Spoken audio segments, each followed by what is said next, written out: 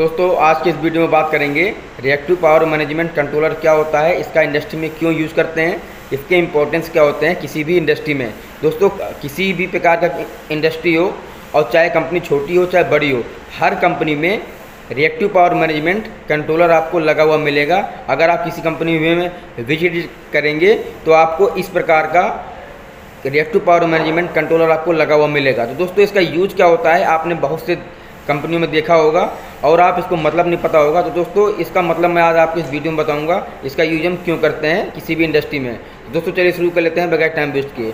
दोस्तों मैं आपको टू द पॉइंट बहुत ही कम टाइम में मैं आपको बताने की कोशिश करूँगा रिएक्टिव पावर मैनेजमेंट सिस्टम क्या होता है। तो दोस्तों चलिए शुरू कर लेते हैं। दोस्तों रिएक्टिव पावर मैनेजमेंट का दोस्तों जैसे कि नाम से पता लग रहा है, रिएक्टिव पावर को मैनेज करना। जितने भी इंडस्ट्री में रिएक्टिव पावर होते हैं उनको मैनेज करता है और एक्टिव पावर को इम्प्रूव करता है। दोस्तों इसमें कैपिटल बैंक लगा होता है, एक कैपिटल बैंक का पूरा पैनल होता है, उसी के अंदर सारा सिस्टम लगा होता है, कॉन्ट्रैक्टर रिले सब कुछ लगा होता है। और दोस्तों इसमें 11 या फिर 12 या फिर 14 प्रकार के रिले लगे होते हैं। कब कौन से कैपेसिटर को ऑन करना है, कब कौन से कैपेसिटर को ऑफ करना है, यह सब यही डिसाइड करता है।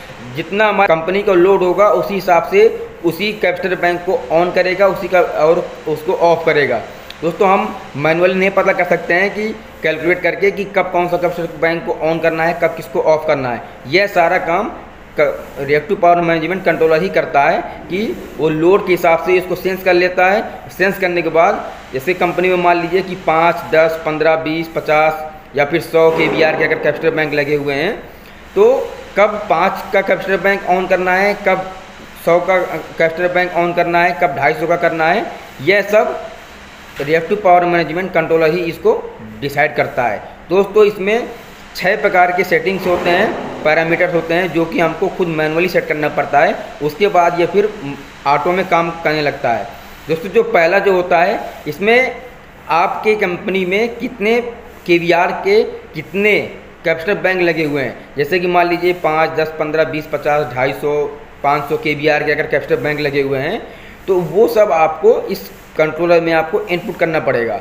इसके बाद दोस्तों इसका ऑन टाइम भी सेट करना है, इसका ऑफ टाइम भी सेट करना है, ओवर वोल्टेज भी सेट करना है, इसका पावर फैक्टर कितना होना चाहिए और कितना हमको ज़रूरत है ये भी इसको सेट करना पड़ता है।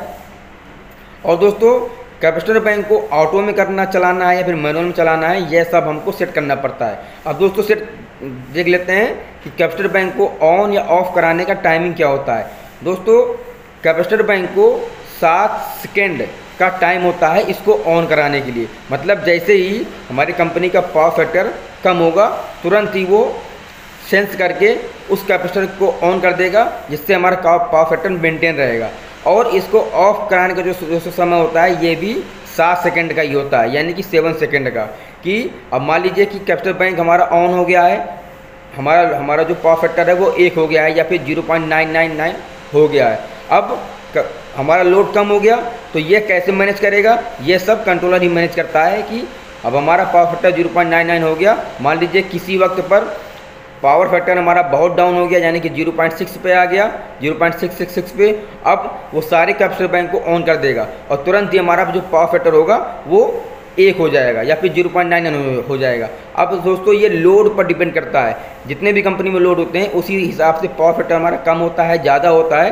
तो यह सब कुछ कंट्रोलर ही करता है। और ऑटो और मैनुअल में कब कौन से कैपेसिटर बैंक को ऑन करना है, कब किसको ऑफ करना है, यह सब रिएक्टिव पावर मैनेजमेंट कंट्रोलर ही करता है। ये दोस्तों मैनुअल नहीं हो पाता है और मैनुअल दोस्तों हम कर भी नहीं सकते हैं, क्योंकि कभी अभी मान लीजिए कंपनी का लोड 500 किलोवाट का है, फिर उसका 250 किलोवाट का हो गया। अब कब कितने kVAR का कैपेसिटर को ऑन कराना है, कब कितने kVAR कैपेसिटर को ऑफ करना है, ये सब हम मैनुअली नहीं कर सकते हैं, बार बार नहीं कर सकते हैं इसको। इसका सिलेक्शन कब किसको ऑन कराना है, कब किसको कैपेसिटर बैंक को ऑफ कराना है, तो यह सब रिएक्टिव पावर मैनेजमेंट सिस्टम ही करता है। दोस्तों इसमें 12 प्रकार के रिले होते हैं। सपोज मान लीजिए कि आपके इंडस्ट्री में कुल 12 कैपेसिटर बैंक लगे हुए हैं, यानी कि 5 का, 10 का, 15 का, 20 का, 50 का, 100 का, 250 का या फिर 500 kVAR का कैपेसिटर बैंक लगा हुआ है। अब उसमें दोस्तों सपोज मान लीजिए किसी इंडस्ट्री में 14 भी कैपेसिटर बैंक का यूज होता है, किसी में 10 होता है, किसी में 11 होता है। वो डिपेंड करता है कि कंपनी का लोड कितना है, उसी हिसाब से दोस्तों उसका कैलकुलेशन करके कैपेसिटर बैंक को इंस्टॉल किया जाता है। अब दोस्तों मान लीजिए कि आपके इंडस्ट्री में 10 kVAR कैपेसिटर बैंक आपने लगवा रखा है, यानी कि 10 कैपेसिटर बैंक आपने लगवा रखा है। दोस्तों जो कैपेसिटर बैंक होता है इसका कनेक्शन इसको ऑन या ऑफ इसमें कॉन्ट्रैक्टर के थ्रू होता है। कॉन्ट्रैक्टर में दोस्तों 220 का भी यूज़ करते हैं, जिसका कॉयल होता है वो 220 में भी होता है, 440 में भी होता है। नॉर्मली आपको 220 में ही मिलेगा। अब जो दोस्तों इसका A1 होगा जिसमें हम फेस आएगा हमारा, जिस इसके कॉयल को होल्डिंग के लिए, वो रिएक्टिव पावर मैनेजमेंट का जो कंट्रोलर होता है उसके रिले से निकल के हो जाएगा, जो उसकी सप्लाई जाएगी कॉन्ट्रैक्टर को। कॉन्ट्रैक्टर को जब कैपेसिटर बैंक ऑन होगा तो यह दोस्तों रिएक्टिव पावर मैनेजमेंट ही करता है। इसमें दोस्तों 11 या 12 प्रकार के रिले लगे होते हैं जो टाइमिंग वाइज या फिर लोड के हिसाब से इसको ऑन या ऑफ कराते हैं। दोस्तों इसका वोल्टेज भी सेट किया जाता है। जैसे मान लीजिए कि अभी 230 वोल्ट आ रहा है और किसी का बस इंडस्ट्री में 250 वोल्ट या फिर 300 वोल्ट आ गया तो इसको तुरंत ट्रिप कर देगा, यानी कि इसकी जो सेटिंग होती है वो 260 वोल्ट या फिर 270 वोल्ट पे होता है, यानी कि 250 वोल्ट पे होता है कि ये इतना वोल्टेज हाई होने पे इसको ट्रिप कर देगा। दूसरे इसमें पावर फैक्टर भी सेट कर सकते हैं। मान लीजिए हमारी कंपनी का 0.855 पावर फैक्टर है, हमको इसको यूनिट करना है या फिर cos फाई करना है तो ये हमेशा इसको cos फाई ही रखेगा, एक ही रखेगा। दोस्तों इसी प्रकार से इसका सेटिंग करते हैं और रिएक्टिव पावर मैनेजमेंट को कैपेसिटर को ऑन या ऑफ कराने के लिए किया जाता है। तो दोस्तों आपको जानकारी कैसे लगी? अगर अच्छी लगी हो तो चैनल सब्सक्राइब करने के बाद बेल आइकन बटन जरूर दबा दीजिएगा।